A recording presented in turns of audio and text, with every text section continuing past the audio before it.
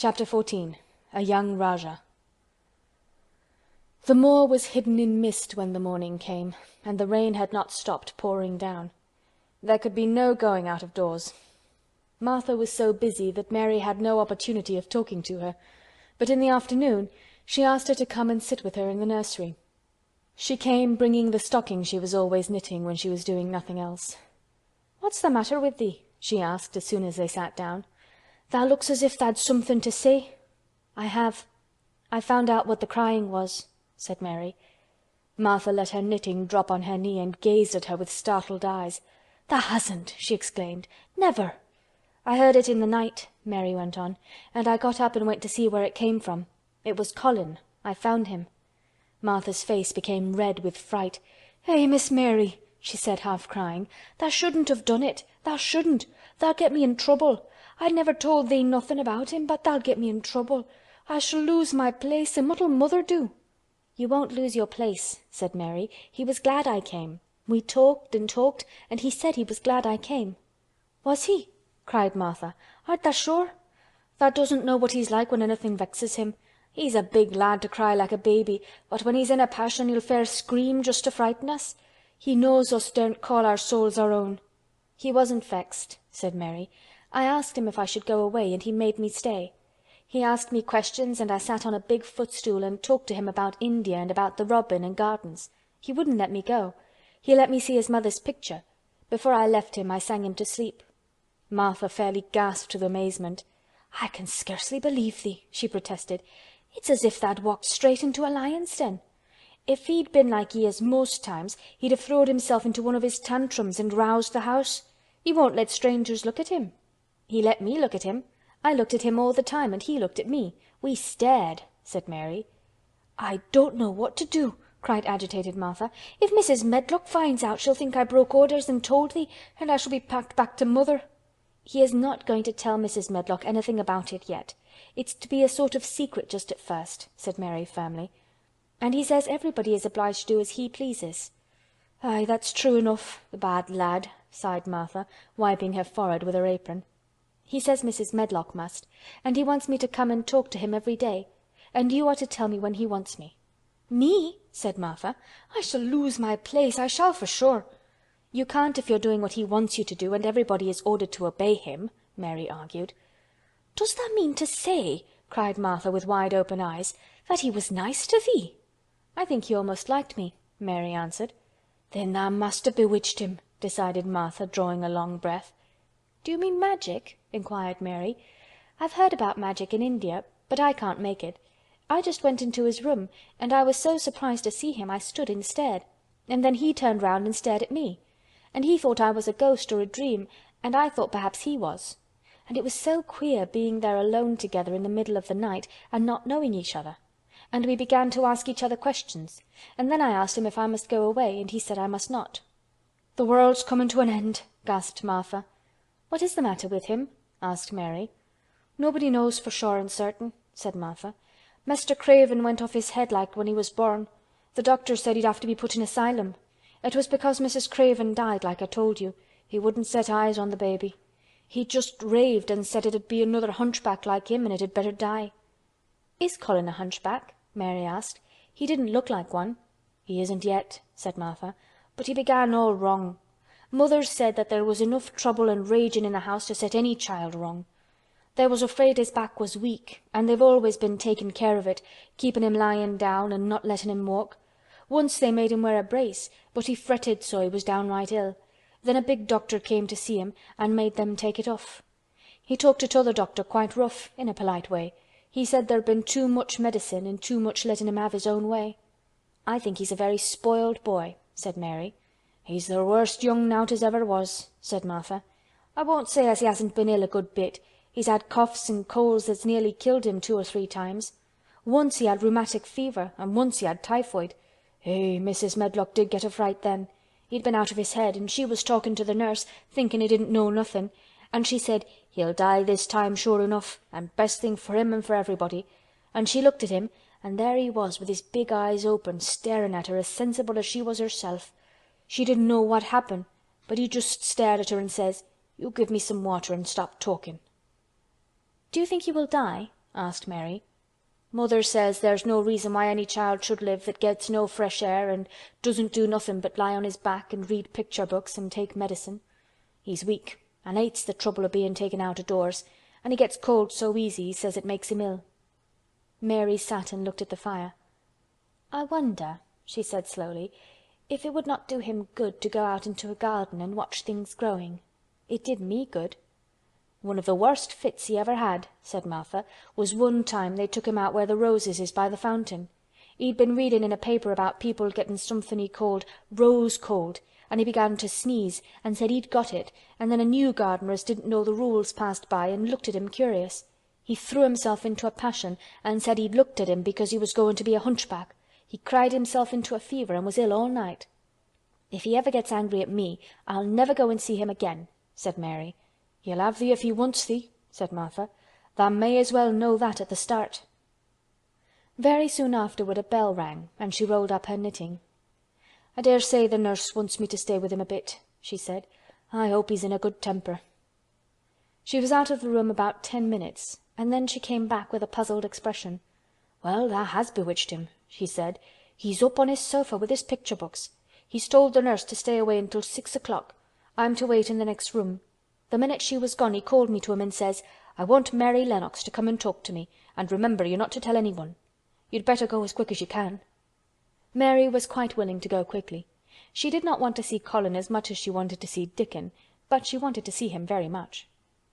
There was a bright fire on the hearth when she entered his room, and in the daylight she saw it was a very beautiful room indeed. There were rich colours in the rugs and hangings and pictures and books on the walls, which made it look glowing and comfortable, even in spite of the grey sky and falling rain. Colin looked rather like a picture himself. He was wrapped in a velvet dressing gown and sat against a big brocaded cushion. He had a red spot on each cheek. "Come in," he said. "I've been thinking about you all morning." "I've been thinking about you too," answered Mary. "You don't know how frightened Martha is. She says Mrs. Medlock will think she told me about you, and then she will be sent away." He frowned. "Go and tell her to come here," he said. "She's in the next room." Mary went and brought her back. Poor Martha was shaking in her shoes. Colin was still frowning. "Have you to do what I please, or have you not?" he demanded. "I have to do what you please, sir," Martha faltered, turning quite red. "Has Medlock to do what I please?" "Everybody has, sir," said Martha. "Well then, if I order you to bring Miss Mary to me, how can Medlock send you away if she finds it out?" "Please don't let her, sir," pleaded Martha. "I'll send her away if she dares to say a word about such a thing," said Master Craven grandly. "She wouldn't like that, I can tell you." "Thank you, sir," bobbing a curtsy. "I want to do my duty, sir." "What I want is your duty," said Colin more grandly still. "I'll take care of you. Now go away." When the door closed behind Martha, Colin found Mistress Mary gazing at him as if he had set her wondering. "Why do you look at me like that?" he asked her. "What are you thinking about?" "I'm thinking about 2 things." "What are they? Sit down and tell me." "This is the first one," said Mary, seating herself on the big stool. "Once in India I saw a boy who was a Rajah. He had rubies and emeralds and diamonds stuck all over him. He spoke to his people just as you spoke to Martha. Everybody had to do everything he told them, in a minute. I think they would have been killed if they hadn't." "I shall make you tell me about Rajahs presently," he said. "But first tell me what the second thing was." "I was thinking," said Mary, "how different you are from Dickon." "Who is Dickon?" he said. "What a queer name." She might as well tell him. She thought she could talk about Dickon without mentioning the secret garden. She had liked to hear Martha talk about him. Besides, she longed to talk about him. It would seem to bring him nearer. "He is Martha's brother. He is 12 years old," she explained. "He is not like anyone else in the world. He can charm foxes and squirrels and birds, just as the natives in India charm snakes. He plays a very soft tune on a pipe, and they come and listen." There were some big books on a table at his side, and he dragged one suddenly toward him. "There is a picture of a snake charmer in this," he exclaimed. "Come and look at it." The book was a beautiful one with superb colored illustrations, and he turned to one of them. "Can he do that?" he asked eagerly. "He played on his pipe and they listened," Mary explained. "But he doesn't call it magic. He says it's because he lives on the moor so much and he knows their ways. He says he feels sometimes as if he was a bird or a rabbit himself, he likes them so. I think he asked the robin questions. It seemed as if they talked to each other in soft chirps.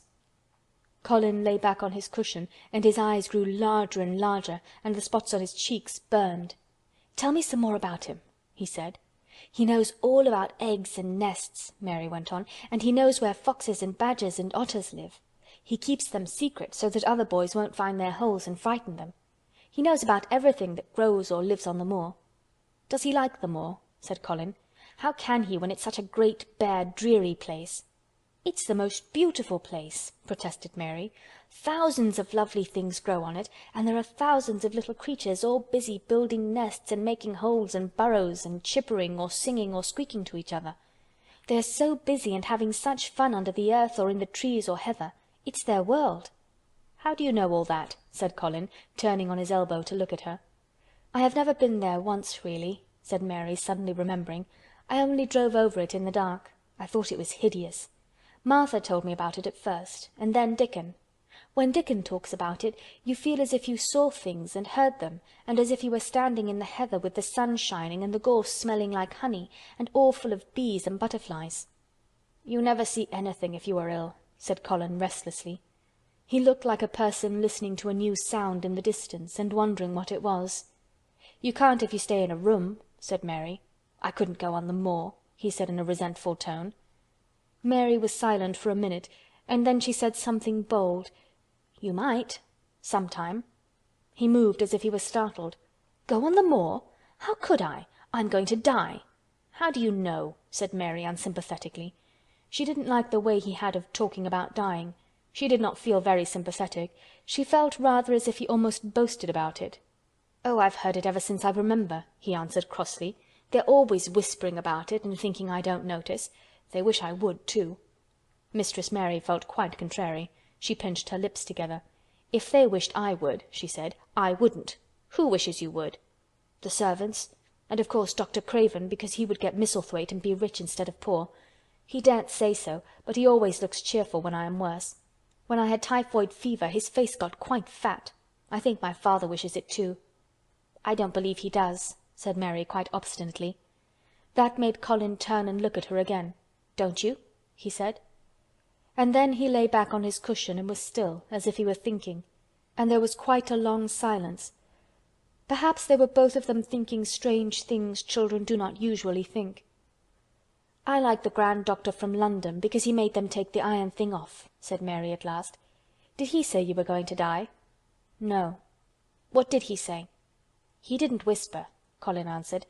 "Perhaps he knew I hated whispering. I heard him say one thing quite aloud. He said, 'The lad might live if he would make up his mind to it. Put him in the humour.' It sounded as if he was in a temper." "I'll tell you who would put you in the humour, perhaps," said Mary, reflecting. She felt as if she would like this thing to be settled one way or the other. "I believe Dickon would.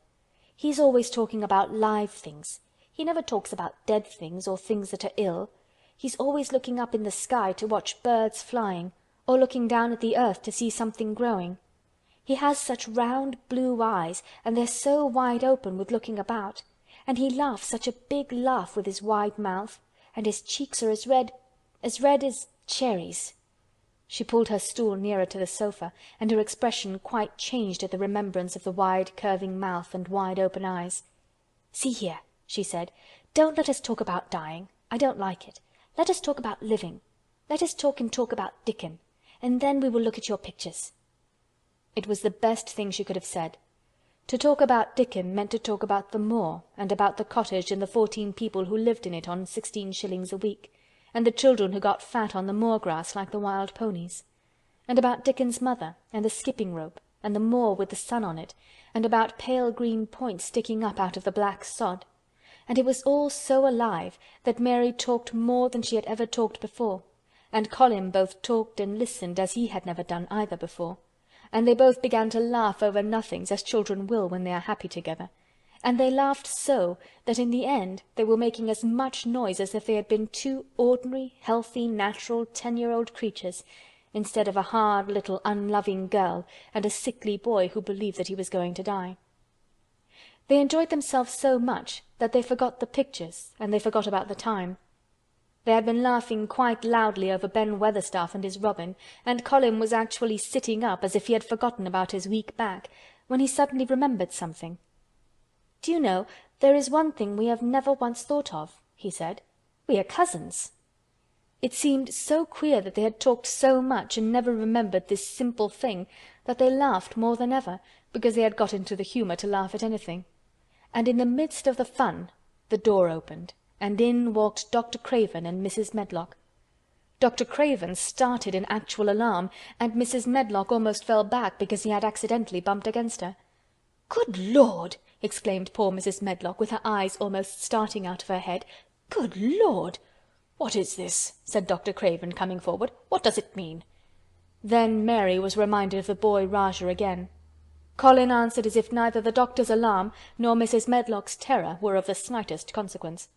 He was as little disturbed or frightened as if an elderly cat and dog had walked into the room. "This is my cousin, Mary Lennox," he said. "I asked her to come and talk to me. I like her. She must come and talk to me whenever I send for her." Dr. Craven turned reproachfully to Mrs. Medlock. "Oh, sir," she panted, "I don't know how it's happened. There's not a servant on the place that dare to talk. They all have their orders." "Nobody told her anything," said Colin. "She heard me crying and found me herself. I am glad she came. Don't be silly, Medlock." Mary saw that Dr. Craven did not look pleased, but it was quite plain that he dared not oppose his patient. He sat down by Colin and felt his pulse. "I am afraid there has been too much excitement. Excitement is not good for you, my boy," he said. "I should be excited if she kept away," answered Colin, his eyes beginning to look dangerously sparkling. "I am better. She makes me better. The nurse must bring up her tea with mine. We will have tea together." Mrs. Medlock and Dr. Craven looked at each other in a troubled way, but there was evidently nothing to be done. "He does look rather better, sir," ventured Mrs. Medlock, "but," thinking the matter over, "he looked better this morning before she came into the room." "She came into the room last night. She stayed with me a long time. She sang a Hindustani song to me and it made me go to sleep," said Colin. "I was better when I wakened up. I wanted my breakfast. I want my tea now. Tell nurse, Mrs. Medlock." Dr. Craven did not stay very long. He talked to the nurse for a few minutes when she came into the room, and said a few words of warning to Colin. He must not talk too much. He must not forget that he was ill. He must not forget that he was very easily tired. Mary thought that there seemed to be a number of uncomfortable things he was not to forget. Colin looked fretful and kept his strange black-lashed eyes fixed on Dr. Craven's face. "I want to forget it," he said at last. "She makes me forget it. That is why I want her." Dr. Craven did not look happy when he left the room. He gave a puzzled glance at the little girl sitting on the large footstool. She had become a stiff, silent child again as soon as he entered, and he could not see what the attraction was. The boy actually did look brighter, however, and he sighed rather heavily as he went down the corridor. "They're always wanting me to eat things when I don't want to," said Colin, as the nurse brought in the tea and put it on the table by the sofa. "Now if you'll eat, I will. Those muffins look so nice and hot. Tell me about Rajah's." End of chapter 14.